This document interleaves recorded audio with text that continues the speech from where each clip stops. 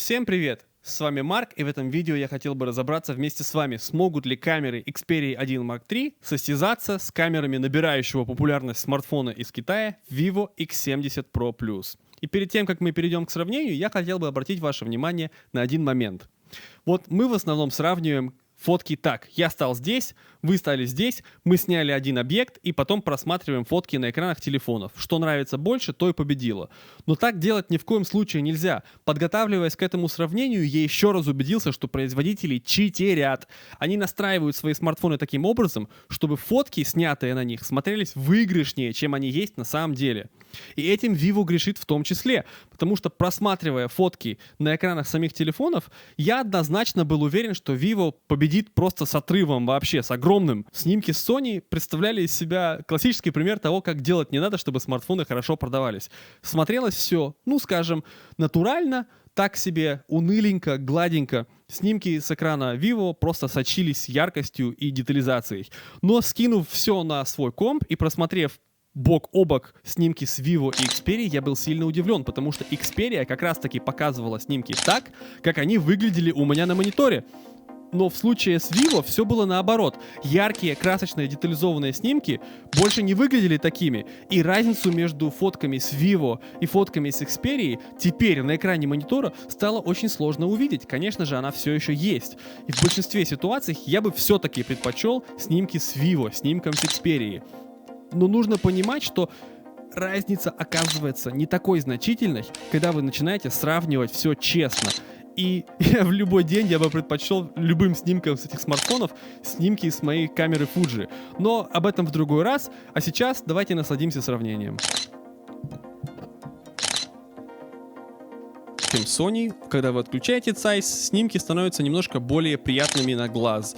Те самые насыщенные цвета всегда смотрятся немножко более выигрышно натуральных цветов. Я думаю, Vivo здесь угадали и имеют небольшое преимущество.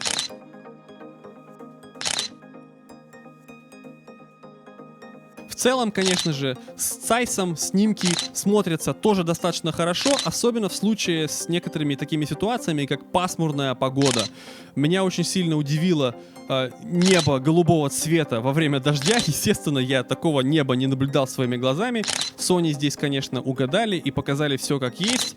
А Vivo с отключением режима Zeiss начинает дорисовывать то, чего там нет. И мне это не совсем нравится. Но это, конечно же, все на любителя. Чаще всего разница между Vivo и Sony сводится к тому, что на Vivo немножко больше шарпинга на телевике. За счет этого снимки с Sony смотрятся чуть-чуть более натурально в некоторых ситуациях.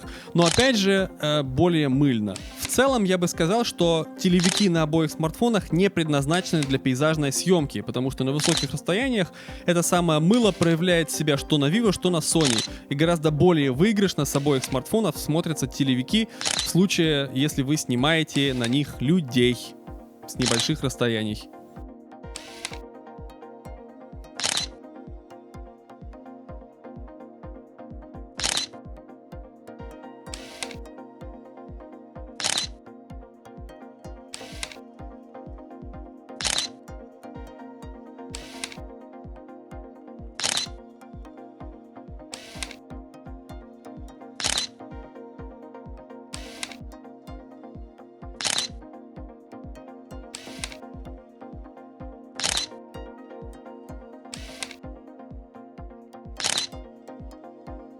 Ввиду отсутствия выделенного ночного режима на Sony, на оба смартфона ночные снимки я делал в полном автомате.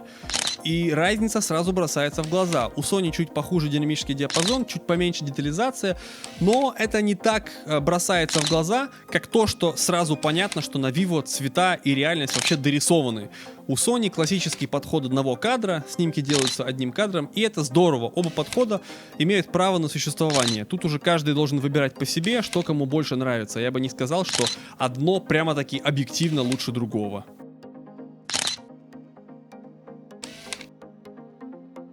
И если вот этот снимок вышел значительно лучше на Sony, то последующие два снимка вышли значительно лучше на Vivo. И я так и не понял, от чего это зависит.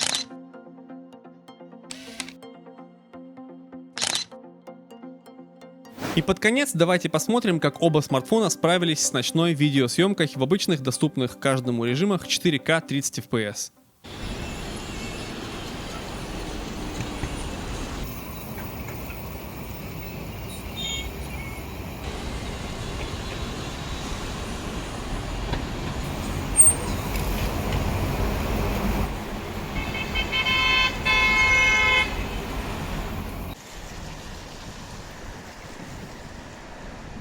Широкоугольная камера.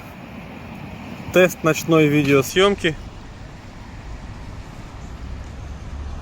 В стандартном режиме.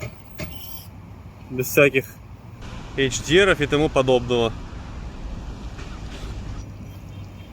4К 30 FPS. Конечно, Sony по динамическому диапазону сильно отстает.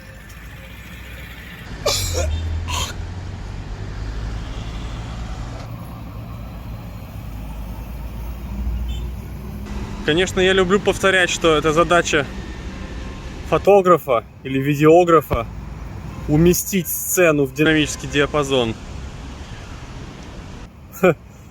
Лучше, когда он шире и не приходится что-то там пытаться сделать. Я включу HDR на Sony.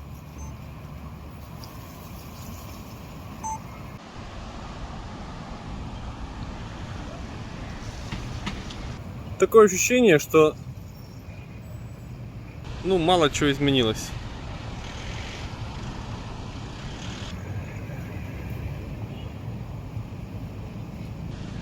Я немножко пройдусь.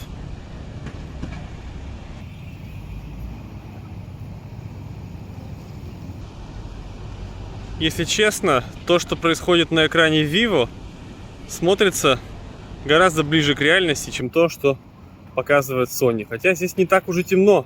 Основная камера 4К 30 FPS. Съемка с рук. Посмотрите на этот красивый Mercedes. И вот сейчас он ближе к реальности именно на Sony. Нет, все, у Sony поплыл куда-то баланс белого.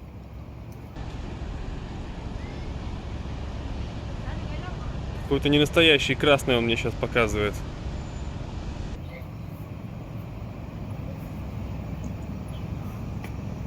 Включим HDR на Sony.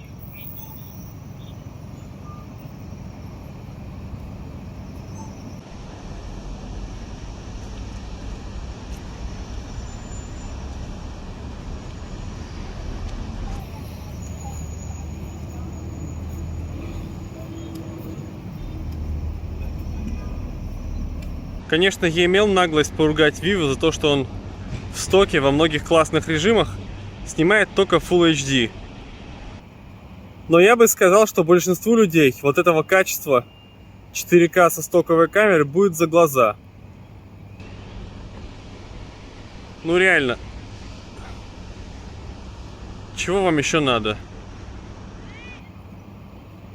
Нормально снимает, хорошо снимает Vivo. Sony, конечно, слегка отстает по видео. У Sony есть, конечно, бонус, что работает Mac Pro 24 FPS и полноценно поддерживается. Sony позволяет писать видео в 4К на все свои модули, потому что разрешение на всех модулях 12 мегапикселей.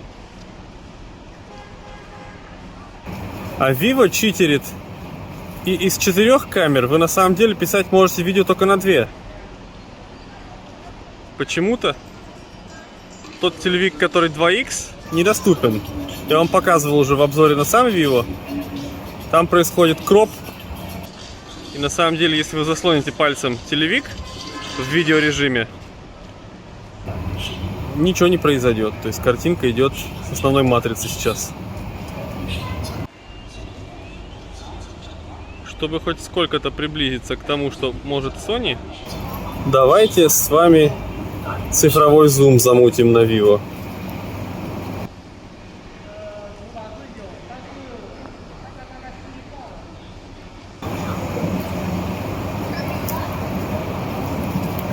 Блин, дождь начинается. Отстойно. Что мне делать? Я тут хотел поснимать видео, а у нас дождь начался.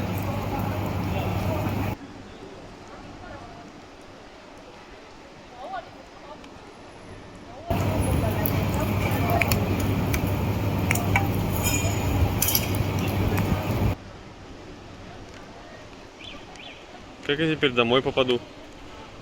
Я надеюсь, что вам всем очень понравилось. Обязательно пишите свои комментарии и увидимся в следующем ролике. Пока!